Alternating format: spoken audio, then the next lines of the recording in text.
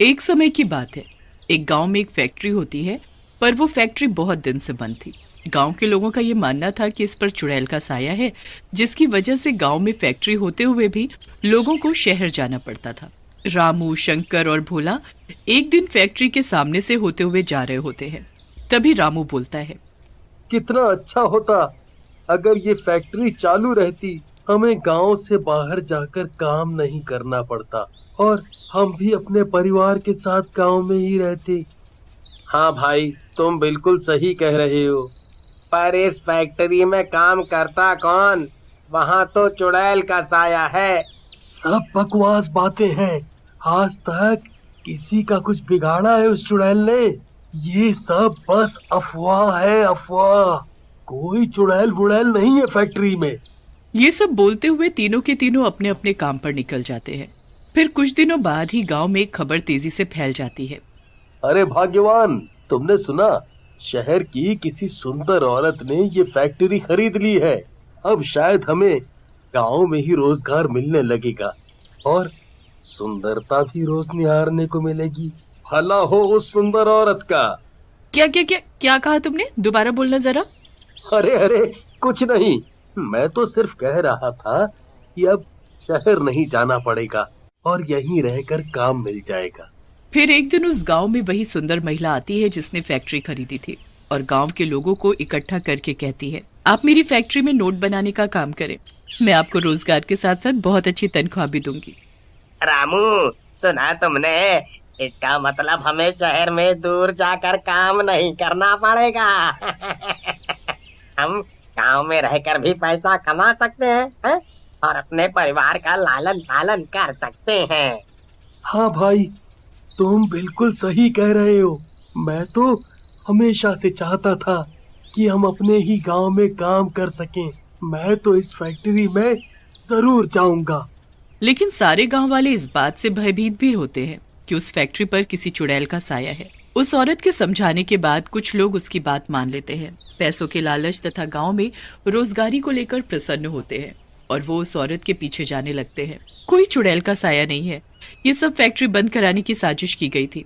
आप लोग मेरी बात मानो, वहाँ कोई चुड़ैल नहीं है। मैं भी तो वहाँ रहती हूँ। मुझे तो आज तक कोई चुड़ैल दिखाई नहीं दी। आप लोग मेरे साथ चलिए, इससे अच्छा आपको मौका कभी नहीं मिलेगा। गांव के लोग लालचवश प्रधान की बात नहीं मानते और फैक्ट्री में चले जाते हैं और नोट छापना शुरू कर देते हैं।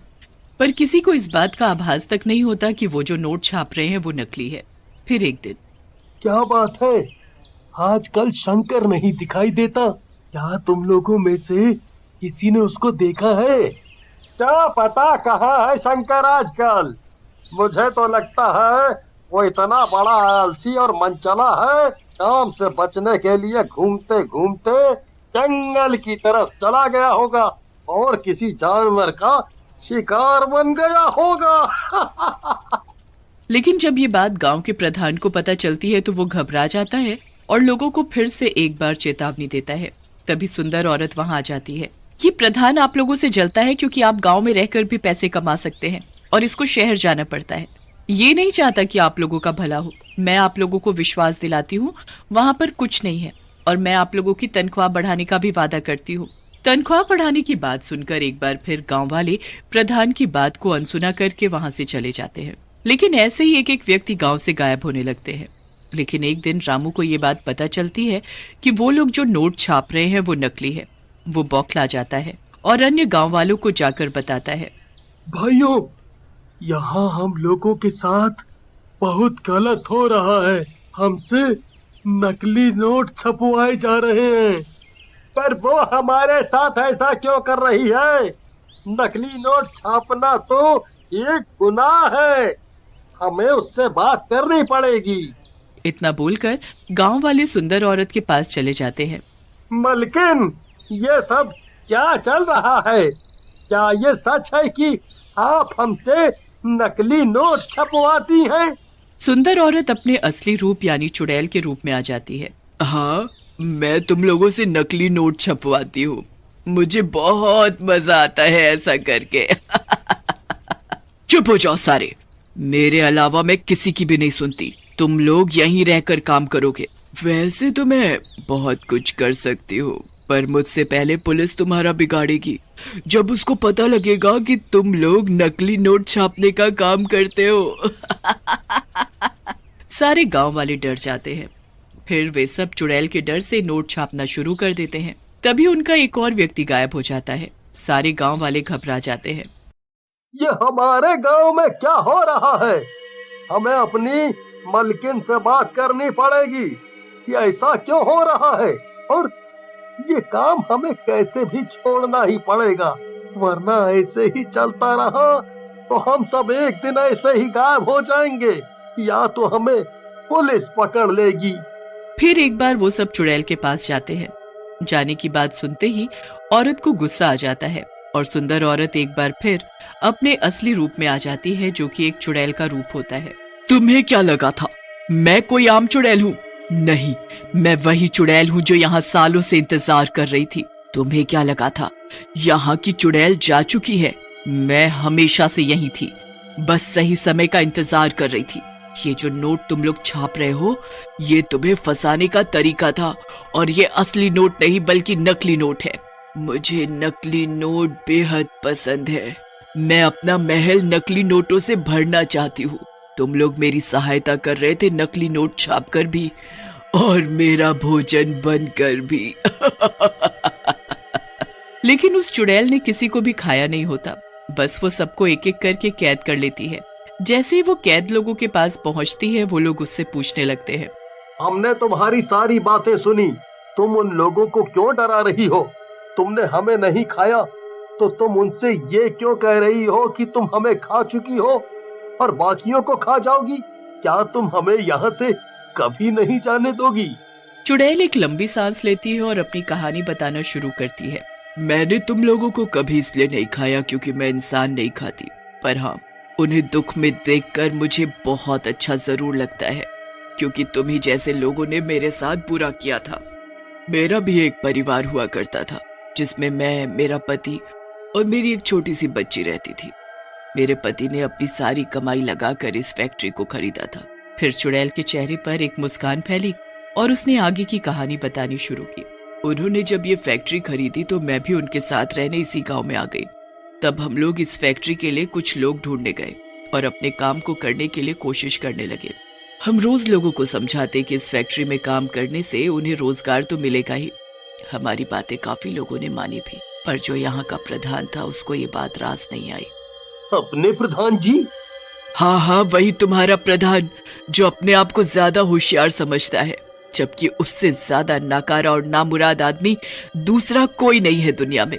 चुड़ैल अपनी आंखें लाल करके सभी को घूरने लगती है, जिससे वहां पर फिर से भयानक सी शांति हो जाती है। सब डर के मारे चुप हो जाते हैं और वो चुड़ैल अपनी बात बोलनी शुरू करती है।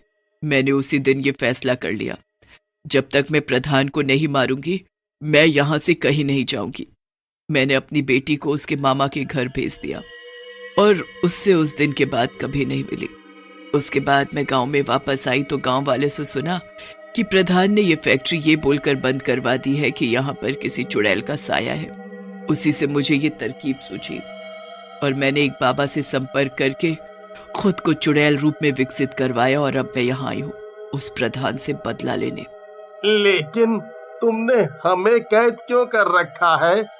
इस उम्मीद में कि क्या पता गांव के लोगों के लिए चिंतित होकर कभी न कभी वो प्रधान भी फैक्ट्री आएगा। ऐसा बोलकर चुड़ैल अपने कमरे में चली गई और गांव वाले दोबारा अपने काम पर लग गए। फिर एक दिन पैसों के लालच में प्रधान का बेटा भी फैक्ट्री की तरफ आया और जैसे ही चुड़ैल ने उसको देखा, चुड़ैल के दिमाग में एक तरकीब सूझी। आज मैं अपना बदला जरूर पूरा करूंगी। वो तुरंत इंसानी रूप में आई और वो प्रधान के बेटे को देखते ही रोने लगी। हाय राम, अब मैं क्या करूं? क्या बताऊं? मेरी इतनी बड़ी फैक्ट्री है लेकिन इसको चलाने वाला कोई नहीं और मुझे मेरे शहर जाना है। समझ नहीं आ रहा है क्या करूं। तो तुम जाओ, मेरे पापा यहाँ के प्रधान हैं। वो तुम्हारी फैक्ट्री की देखभाल बहुत अच्छे से कर लेंगे। लेकिन वो तो मुझे जरा भी पसंद नहीं करते, तो वो मेरी फैक्ट्री का ध्यान क्यों रखेंगे? औरत अचानक फिर से अपने असली रूप में आ जाती है और जोर जोर से हंसने लगती है। आ गया ना तू भी मेरे झांसे में। और बोलती है, आज मैं तुझे भी खा जाऊंगी। जब देर रात तक प्रधान का बेटा घर नहीं पहुंचता तो प्रधान परेशान होकर गांव में उसको ढूंढने निकल गया। सब जगह ढूंढने के बाद आखिर में वो फैक्ट्री ही रह गई। मजबूरी में आकर प्रधान फैक्ट्री की तरफ अकेला ही चल देता है। चुड़ैल अचानक से प्रकट होती है और बोलती है, आखिरकार तू आ ही गया प्रधान। इतना बोलकर चुड़ैल प्रधान पर कूद जाती है और गला दबाकर उसको मार डालती है और फिर खुशी से चिल्लाने लगती है, मैंने अपना बदला पूरा कर लिया। आज मैं मुक्त हो गई। फिर वो सारे गांव वालों को भी मुक्त कर देती है।